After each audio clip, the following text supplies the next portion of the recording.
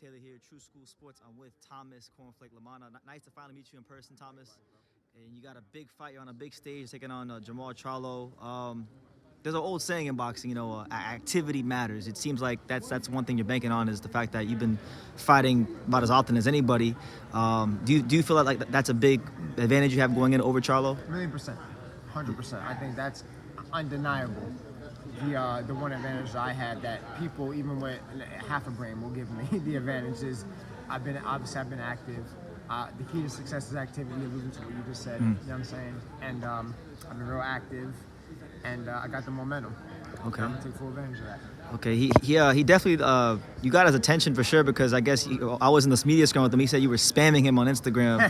what were you telling him? Because he was all worked up. What were you telling him on Instagram? No, bro, I want to know what we're doing. I want to know what we're doing. You have to remember, right? Uh-huh. I'm sorry. There was 3 dates, with May 31st being the final. There was a September 14th date that was just pushed back because of whatever logistical reasons, promotional reasons. Then we were supposed to fight on the 10 card. I'm not going to speak onto what happened and why he wasn't able to fight. You know what I mean? I made a really dope poster of going out there to the world, give him my love, man, because, life is life, you know what I mean? And boxing's hard, man. We all do struggle with mental health, you know what I mean, at certain points. And that fight didn't happen. And now, so when this fight came up, it's like, yo, what are we doing? Like, are we doing it? It's because, like, yo, like, I got a family too. Correct. So, like, I need to know what we're doing. I got a career too. I'm not young. You understand? I'm not young either. So You've been at it a long time.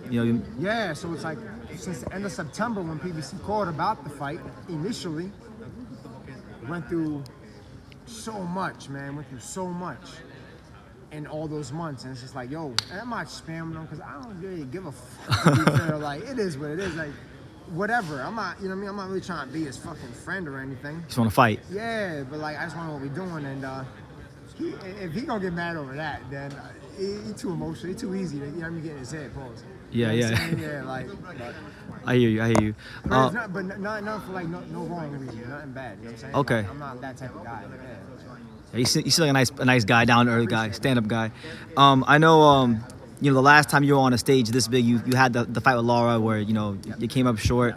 That might be the only thing, like, the casual boxing fan, if they know who you are, knows you for. But paint the picture. What was your career like before the Lara fight? What's it been like rebuilding? Just paint the picture of what has been your boxing career. So before the Lara fight, I was self-promoted. I'm still self-promoted. I have my own promotional company. We got our way up. We climbed through ranks. We fought fights. We had some wins. We took some losses. COVID hit. Opportunity arose to fight Lara for a world title, so we took it. Had to go to Mexico a couple times to get fights during the pandemic. You know what I mean? So it's like, then we got the opportunity just for it to crumble. All right, cool. It's boxing. It is what it is. Post Lara, man, wow. Deep depression. 238 pounds. Oof. Didn't want to fight. Didn't want to do nothing no more. You know what I'm saying? Got married. Okay. Turned my whole life around in that aspect. You know what I'm saying? And then lost the weight, went down, got a couple fights, started at 68, dropped back down. I was, going back down to 60. Had some fights.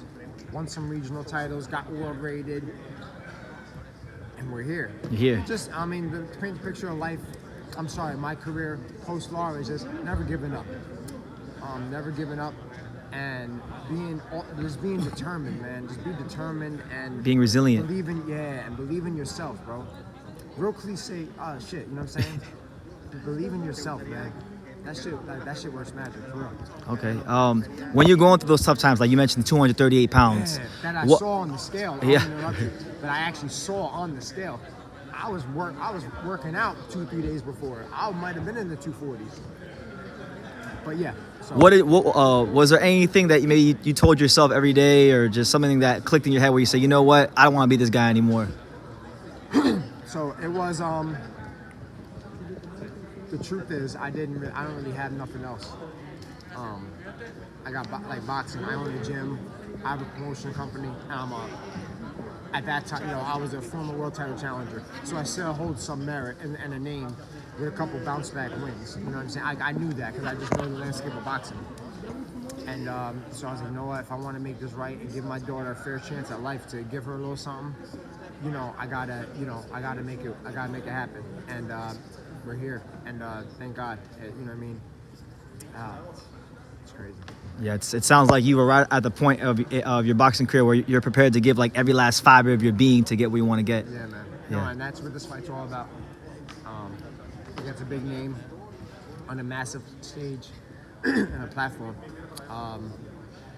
It's just amazing, bro. Okay. What kind of fighter would you say you are? Say it. What kind of fighter would you say you are as far as your style? Boxer puncher. Yeah. You know, underrated. Very underrated, just as a whole. As a whole, I'm just very underrated, I believe. And God willing, we're gonna showcase that, show the skills, show the experience on the 31st. Okay. That will lead us to victory. Okay. Charlo's obviously he's been at a high level for quite a while. When you break him down and you evaluate him as a fighter, what do you feel is the number one thing you got to overcome to get your hand raised? I don't know. I mean, because we didn't fight the fight yet. Yeah. But great jab, and he's obviously been known for his jab and his power. So you know, that's what he's been known for. But I've never fought him, so Yeah. We'll make the adjustments and we'll figure it out. On fight night. Okay. All right, Thomas. Well, any final message you want to give to the boxing world? Just wanted to say thank you, all the fans, all my supporters, everybody who's believed in me, who stuck by my side, pushed me to keep it going. I appreciate it. You know, I just appreciate my family, all the media, PBC, Louis the Cubist. Thanks, Jermall. You know what I mean? Because he didn't have to say yes. I guess I don't know, but we're here and the fight's happening. So I'm just very fortunate, blessed, and I'll see y'all May 31st. All right, Thomas. Thank you. Thank you. Thank you for watching another video on the untouchable True School Sports Empire. I'm in the fight capital of the world, Las Vegas, Nevada, and we got a monster in town. For more great boxing content from America to Japan and everywhere else in between, make sure you guys subscribe, stay tuned, and keep it locked.